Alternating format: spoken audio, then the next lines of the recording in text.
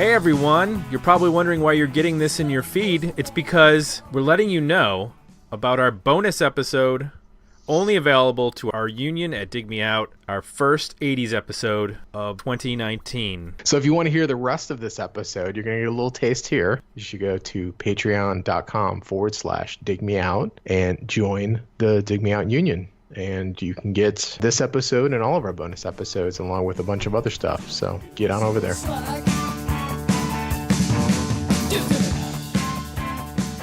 It's Panorama, the third album, Jay, that came out from the Cars, the first of the 80s. And it's a very interesting record. We're going to get to it. Whitney Beeler was the person who suggested this record. And he said, when the poll went up, he said, "You guys are killing me. Now there are too many I want to hear. But I'm going with the Cars. Panorama is just this unknown album by this huge band." And then Johnny Hooper was the other one who commented. He said, Surfer Rosa. Yep. Maybe we'll get to that in the future. We could always recycle some of the other ones. He's making the bold claim it's one of the most important in history of alternative music. I could see that.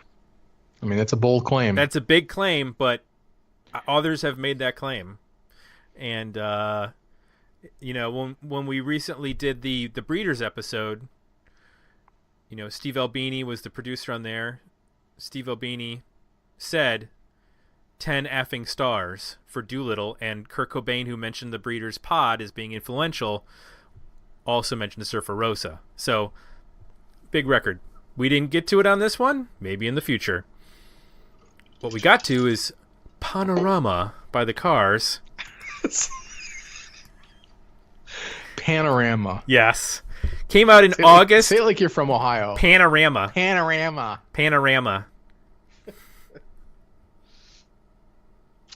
Came out in August of 1980, Jay. It's the third album. It came out after the self-titled album, which was 78.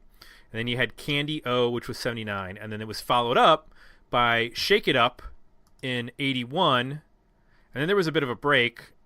Heartbeat City came out in 84. Now, what's interesting is that, except for this record, those four records, albums 1, 2, 4, and 5, all have like at least 2 top 40 singles on them. Yeah. This one, not so much. Nope. So, give me your history with the Cars, Jay. Big fan, know them a little bit. What's your take on them?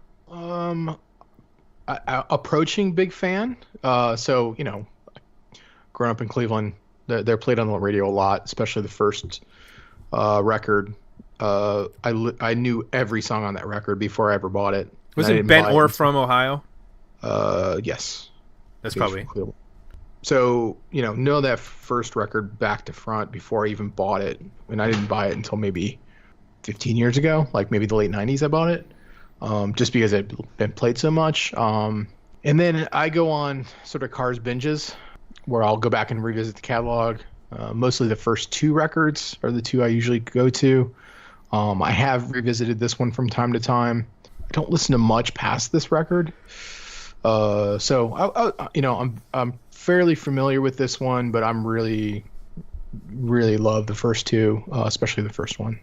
Okay, interesting. Until this record, I've never listened to a full Cars album. I've had their greatest hits. I've actually had different greatest hits of theirs. There's like the greatest hits that came out in the 80s, which has everything before the Door to Door album, which came out in 87, which doesn't have any hits on it. Yeah. And then there's also an expanded double album that came out in the 90s, which is like a purple sparkly case, and I think it's called Just What I Needed. And I think I like switched out my single disc for a double disc at some point. So I've always had like some sort of representation of the Cars in my collection, but I never actually dove into any of their particular albums. So this is the first time doing that.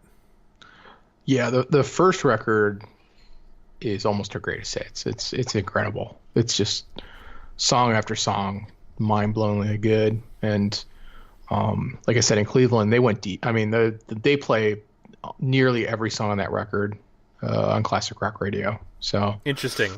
there's maybe one song on there that didn't get in rotation. It's kind of amazing when you go through it. You're like, I know this song, I know this song, I know this song. Like, holy shit! It's amazing how many albums in the late 70s you can do that.